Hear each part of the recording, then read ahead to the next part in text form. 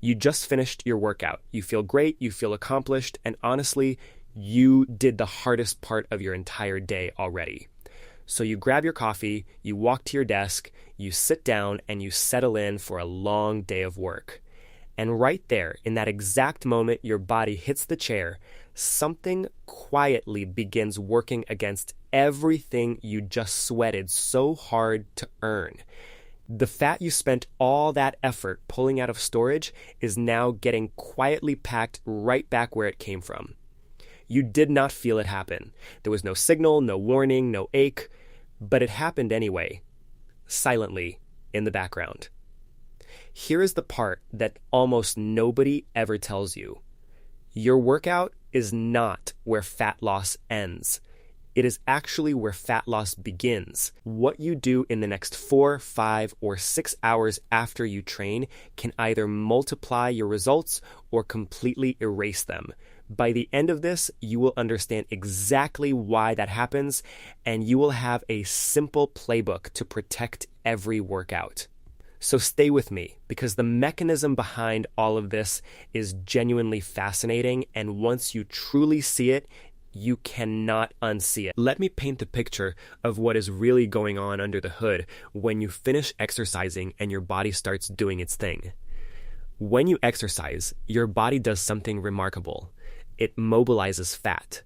Think of it like walking into the bank and pulling money out of the vault.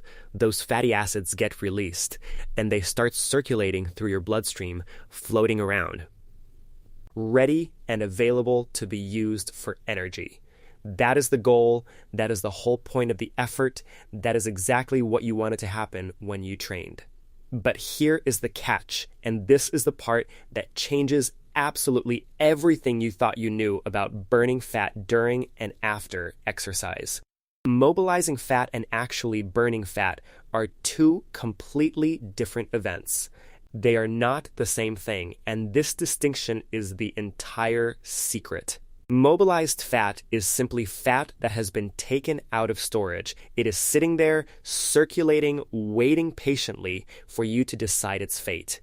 And your body has two very different choices about what to do with all that circulating fat that you just worked so hard to release. Choice 1. You keep moving, you stay active, and those fatty acids get oxidized, which is just the scientific word for burned up as fuel. Choice 2. You sit down, you go completely still, and your body looks at all that fat and simply decides it does not need it. So it repackages every bit of it and quietly puts it right back into storage. Same fat, totally different destiny depending on one single choice. And the deciding factor between those two outcomes is almost embarrassingly simple. It comes down to whether you kept moving or whether you sat still. Now I know exactly what you might be thinking right now. Come on, is a little bit of sitting really that big of a deal? And I promise you, I would have doubted it too if the actual research on this subject did not hit so incredibly hard. So let me walk you through it slowly, piece by piece, because these numbers are honestly kind of shocking the first time you hear them. There is an enzyme in your body with a clunky, hard to pronounce name. It is called lipoprotein lipase. Do not worry about memorizing that. Just think of this enzyme as the key that unlocks your fat, so your body is actually able to use it for fuel. It breaks down the storage form of fat, the triglycerides, into a usable form that your muscles and tissues can actually go and burn. Without enough of this enzyme working, that circulating fat has nowhere useful to go. It simply gets shuttled quietly back into storage again. So here is the first study, and this one was published in a respected, peer-reviewed physiology journal that scientists actually trust and cite. When researchers looked closely at subjects who were sedentary, meaning they were just sitting still and not moving, they found something truly staggering. Those sedentary subjects had over 90% less of that fat-unlocking enzyme active inside their bodies. 90% less. Let that sink in. By simply sitting still and doing nothing, you can knock out the vast majority of your ability to actually use your circulating fat. You did all the hard work to release that fat, and then stillness walked in and slammed the door shut on burning it. But now let me flip this around for you, because this is the part where it genuinely starts to get exciting instead of discouraging. A separate study, published in another well-known physiology journal, looked at what happens after exercise when you stay in that active moving state, and they found a 127% increase in the expression of that very same fat unlocking enzyme. More than double. So exercise essentially tells your body, hey, make more of these keys, because we have got a lot of circulating fat here to burn. Your body ramps up production, hands you this beautiful golden window of opportunity, and then if you sit for the rest of the day, you waste it. You erase it. You had the door wide open, the enzyme was flowing, the fat was ready, and you let that door swing shut. So really think about what is happening here. Staying active after your workout does two powerful things at once, working together in your favor. First, it helps pull your serum triglycerides down, which matters enormously for your long-term heart health and your overall metabolic well-being. And second, it lets you keep oxidizing fat, actually burning it, for hours after you have already finished training and left the gym. It is almost like your workout handed you a coupon, and staying active is the thing that lets you actually walk up and redeem it. Who in their right mind would ever want to leave that kind of easy, free bonus sitting there completely on the table? And believe me, I have not even gotten to the blood sugar side of this yet, which might be the most practical part of all. Here is the thing you need to understand. Exercise does not just help you with fat. It is also one of your best tools for glucose. It helps you manage blood sugar and keeps your insulin sensitivity sharp, which affects your energy, your cravings, and your long-term health. But guess what happens if you train hard and then immediately go sedentary for the rest of the day? You blunt that benefit too. You are leaving a second reward sitting right there on the table, untouched, when it could have been working quietly in your favor.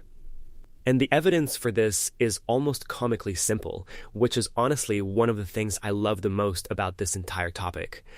There is a study published in a respected diabetes and metabolic care journal that split its participants up into 3 separate, distinct groups.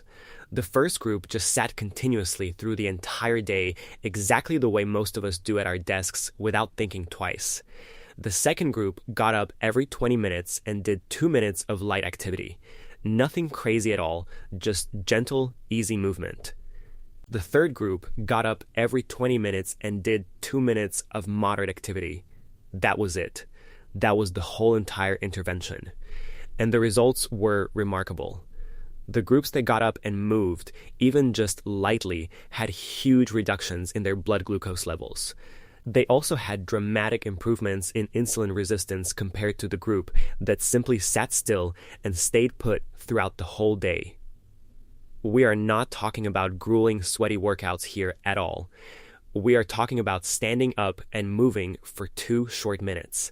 That tiny little habit, repeated a handful of times through the day, completely changed the way their bodies were able to handle sugar. It is almost unfair how effective that tiny effort turns out to be, considering how little energy and time it actually costs you. So let us put the whole picture together now, because at this point, the entire strategy basically writes itself right in front of you. You exercise and you unleash all of these incredible benefits. More fat mobilized, more of that enzyme, better glucose control, and improved insulin sensitivity. All of it handed to you for free as a reward for the effort you already put in. Everything's set up in your favor. And then, if you spend the rest of your day glued to a chair, you systematically dismantle every single one of those benefits. Piece by piece, hour by hour, you quietly undo the very thing you got up early and worked so hard to build. But here is the genuinely good news in all of this. Preventing that outcome is completely and totally within your own personal control. And it really comes down to just two simple things that you get to decide every single day: how you move and what you eat. Let us talk about the movement part first, because it is the foundation of everything, and honestly, it costs you absolutely nothing at all. The rule is beautifully simple. After you train, do not allow yourself to slide into being fully sedentary for the entire rest of the day. Aim to get up at least every 30 minutes and move your body for a minimum of 2 full minutes each time. And I want to be very clear about something. I honestly do not care even a little bit what that movement actually is. Walk to the other side of the office. Do a quick set of bodyweight squats right next to your desk without any equipment. Knock out a few push-ups against the wall. Stand up, stretch, and pace back and forth while you are talking on a phone call. Work at a standing desk and just shift your weight around from side to side. It genuinely does not need to be intense. The magic here is not in the intensity of the movement at all. The real magic is simply in interrupting the stillness itself. Every single time you stand up and move, you are reactivating that fat-burning enzyme and telling your muscles to pull sugar from your blood. Over the course of a full day, those little movement snacks quietly add up into something genuinely enormous for your health and results. If you can accumulate 6 or even 8,000 steps just by peppering movement throughout your day, the impact is honestly tremendous over time. Now let us shift and talk about food, because what you eat on these sedentary days matters just as much as the movement does. And this is actually where most people accidentally sabotage themselves the hardest, undoing their morning workout without ever even realizing they are doing it. Here is the simple logic I want you to hold on to tightly. If you are not very active, your body does not demand fast fuel. So the single question you should ask yourself before you eat anything is this: does this help me, or does it erase my work? With that one simple lens in mind, honestly, everything about your food choices on inactive days suddenly gets a whole lot clearer. Let us start with fats, because not all fats are created equal here, and this is a nuance that most people completely miss. I am a big believer in leaning on monounsaturated fats on your inactive days, and macadamia nuts are one of my favorite examples. There is a real, solid reason for that preference. Monounsaturated fats have been shown to actually improve your body's overall insulin sensitivity. That means they help your cells hear and receive the signal from insulin more clearly, which is a genuinely valuable thing on sedentary days. And interestingly, they seem to do this better than both saturated fats and polyunsaturated fats because of how they behave inside your cells. It comes down to the unique way monounsaturated fats fit into and work within your cell membranes, giving them a special functional advantage. On top of all that, macadamia nuts contain a specific fatty acid called palmitoleic acid, which is a type of omega-7 fat. That omega-7 appears to further support the whole insulin sensitivity picture, giving you yet another reason to reach for these particular nuts. So you are not just eating a random snack here. You are eating something that actively nudges your metabolism in the right direction. Now, to be completely fair to you, I do not think saturated fat is some kind of villain that you should fear. I really want to be honest about that. In moderation, I think saturated fat is perfectly safe and not a problem at all. But when I am sedentary, I personally look at it as more or less neutral. It is not really doing much harm at all. But it is also not adding a lot of upside either, mostly because it does not bring much to the table nutritionally speaking. Monounsaturated fats, on the other hand, feel like a genuine net positive to me. They are actively working for you, not just sitting neutral. So when I actually get to choose between them, I always choose the fat that pulls its weight and adds real value. Next up on the list is fiber, and honestly, this one is seriously underrated by almost everybody who is trying to lose fat. On an inactive day, fiber is truly one of the simplest and easiest wins that you have available to you at any moment. It helps blunt the glucose response to whatever else you happen to eat, keeping your blood sugar steadier and more even throughout the day. And it also feeds your gut microbiome, which has its own powerful downstream effect on how well your body manages blood sugar overall. So I personally lean into higher fiber, low-carb snacks whenever I am spending a day being mostly inactive and sitting around a lot. Flax-based crackers are a great example of this. There is basically nothing to them at all except pure, simple flaxseed inside. So you get all of that wonderful fiber with almost no blood sugar impact whatsoever, which is exactly what you want on quiet days. Something like seaweed snacks fits nicely into this category too. They are light, they are satisfying, and they play well with everything else. And now let us finally address the big elephant sitting in the room, the one everybody argues about constantly. I am talking about carbohydrates. I want to be really genuinely clear with you here. I am absolutely not the guy who hates carbs or thinks they're evil. I do not think carbohydrates are evil at all, and I truly do not want you walking away thinking you can never eat them. But context here is everything, and this is the piece that so many people completely miss when they think about carbs and fat loss. Carbohydrates are fundamentally a fuel that is meant for activity and movement. That is their entire purpose inside your body, plain and simple. So if you are going to sit still all day and then you bombard your body with refined carbs, you create a real problem. You are basically pouring fuel onto a fire that is not even burning because your body has no real demand for that energy. You are taking that beautiful, valuable post-workout state you created and short-circuiting it, undoing your morning effort with one careless food choice. It just does not make any sense to add a big pile of fast-digesting fuel when there is no demand for it. But here is a genuinely useful trick for you, and honestly, almost nobody out there actually takes advantage of this simple little strategy. If you know you really want carbs, or you feel like you need them to top off your energy for tomorrow's training session, there is a much smarter way to do it. It is a clever approach that scientists call a resistant starch, and it is fascinating. Here is a simple, almost magical example of how this works. Take some potatoes, cook them fully, and then cool them in your refrigerator. That cooling process physically changes the actual structure of the starch inside those potatoes, transforming it into something your body handles very differently.